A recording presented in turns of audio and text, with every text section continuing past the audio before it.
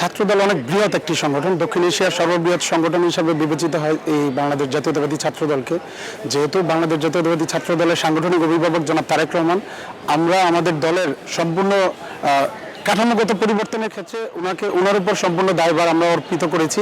যে 2019 সালের যে নির্বাচনটা হয়েছিল, সেই নির্বাচিত ছাত্র দলের যে কমিটি ছিল, সেই সময় থেকে কিন্তু আমরা সাংগঠনিক অভিভাবকের উপর কিন্তু সম্পূর্ণ দায়িত্ব অর্পণ করি। আমরা বিশ্বাস করি ছাত্রদল যেহেতু দক্ষিণ এশিয়ার সর্ববৃহৎ সংগঠন, সেখানে ছাত্রদলের নেতৃত্বে আসবে ডাইনামিক এবং ভার্সিটাইল কোয়ালিটি সম্পন্ন নেতৃত্বের যারা অধিকারী তারাই।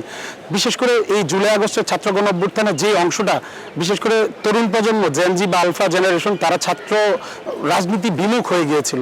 তারা কিন্তু বাংলাদেশের এই দ্বিতীয় স্বাধীনতা বা 71-এর যে স্বাধীনতাটা ছিল সেটাকে ধরে রাখার যে আন্দোলন, সেই জুলাই আগস্টের ছাত্র গণ অভ্যুত্থানে কিন্তু সামনে থেকে নেতৃত্ব দিয়েছিল। আমাদের প্রত্যাশা হচ্ছে সেই অংশ যারা কিনা সেই আন্দোলনে নেতৃত্ব দিয়েছিল তাদেরকে কিভাবে আমাদের সাথে কানেক্ট করানো যায়। সেখানে বুদ্ধিভিত্তিক চর্চা থাকবে, একাডেমিক এক্সেলেন্সি থাকবে।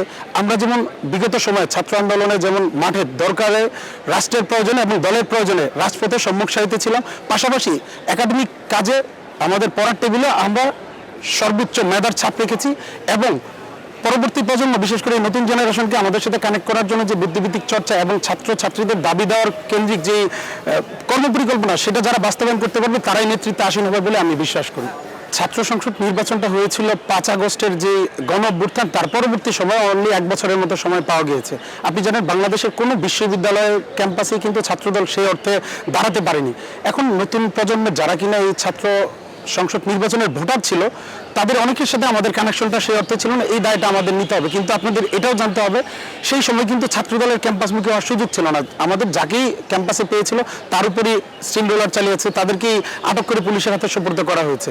তবে হ্যাঁ, আপনি যে প্রশ্নটা করেছেন, আমরা বিশ্বাস করি আগামী নেতৃত্বে যারাই আসবে, তারেক রহমান যাকেই সেই নেতৃত্বের জন্য বিবেচিত করবে, তারাই নতুন প্রজন্মের যে চাওয়া পাওয়া এবং আকাঙ্ক্ষাটা আছে সেটাকে ধারণ করবে এবং তাদেরকে কিভাবে ছাত্র রাজনীতিমুখী করা যায় এবং বিশেষ করে রাজনীতিকভাবে সচেতন করা যায় সেটা নিয়ে কর্মপরিকল্পনা সাজাবে। এবং আমাদের নেতৃত্বে যারাই আসবে, সবাই যারা আমরা প্রার্থী, সবাই যার যার জায়গায় যোগ্যতার মাপকাঠির যে লেয়ারগুলো আছে সেটার পরীক্ষায় উত্তীর্ণ হয়ে কিন্তু আজকে ছাত্রদলের প্রার্থী হিসেবে হয়েছে।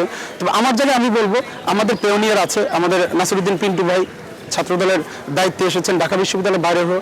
আমি মহানগরের রাজনীতি করেছি, থানা ছাত্রদলের রাজনীতি থেকে আজকে কেন্দ্রীয় সংসদে 2-2বার প্রতিনিধিত্ব করার সুযোগ হয়েছে। যেহেতু আমি বেসরকারি বিশ্ববিদ্যালয়ে পড়াশোনা করেছি, আমি বিশ্বাস করি মহানগর এবং বেসরকারি বিশ্ববিদ্যালয়ে একটা বড় স্টেক আছে বিগত আন্দোলন সংগ্রামে, এবং সেটাকে তারেক রহমান বিবেচিত করবে। এবং শুধু সেটাই না, ছাত্র রাজনীতিতে যারা নেতৃত্ব দেবে তাদের মধ্যে যেহেতু ভার্সিটাইল এবং ডায়নামিক কোয়ালিটি থাকতে হবে, তারা যাতে নতুন প্রজন্মকে এবং যারা রাজনীতিক বিমুখ ছিল তাদেরকে রাজনীতিমুখী করতে পারে এবং রাজনীতিক সচেতন করতে পারে, সেজন্য বিভিন্ন কর্মপরিকল্পনা সাজাবে। এবং ছাত্রবান্ধব কর্মপরিকল্পনা সাজালে আমরা বিশ্বাস করি ছাত্রদল তার সৌগৌরব আবার ফিরে পাবে এবং আগামী ডাকসু সহ বিভিন্ন ছাত্র সংসদ নির্বাচন যেগুলো হবে, ইনশাল্লাহ আমরা সেখানে ঘুরে দাঁড়াবো এবং ভূমি 10 বিজয় নিয়ে আসবো বলে আমি বিশ্বাস করি।